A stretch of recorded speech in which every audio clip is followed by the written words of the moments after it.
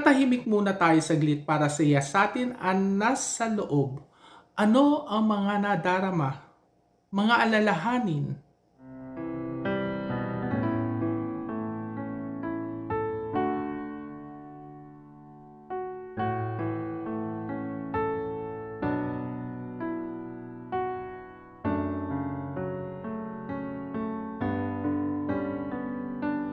Saglit nating isa-isang tabi ito.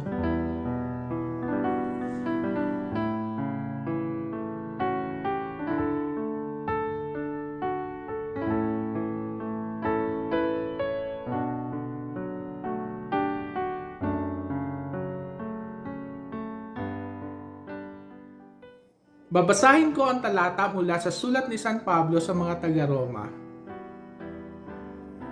Hindi ko ginagawa ang mabuting gusto ko. Ang masamang hindi ko gusto, ang siya kong ginagawa. Kung ang ginagawa ko ay hindi ko nais, hindi na ako ang gumagawa nito, kundi ang kasalanang naninirahan sa akin. Ito ang natuklasan ko. Kapag nais kong gumawa ng mabuti, ang masama ay malapit sa akin. Ipagpatuloy natin ang kaunting katahimikan at magnilay.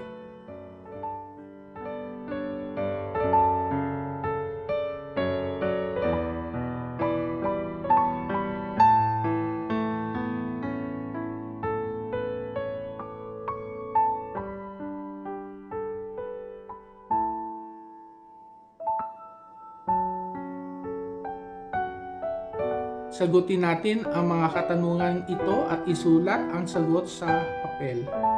Ano ang mabuting gusto mo pero hindi mo magawa? Isulat mo ito sa journal mo. Bakit hindi mo magawa? Isulat ang dahilan kung bakit. Ano naman ang mga di mo gusto? Yung mga ayaw mo pero kusa mong ginagawa. Bakit mo naman ginagawa kung alam mong masama? Isulat din, hindi kailangang ibahagi, pero kung disturbed ka at kailangan mo ng kausap, narito ako at lagi handang makinig at alalayan kayo sa pagninilay ninyo. Tumawag lamang sa akin. Ipagpatuloy natin ang kaunting katahimikan at isulat ang inyong reflection sa inyong journal.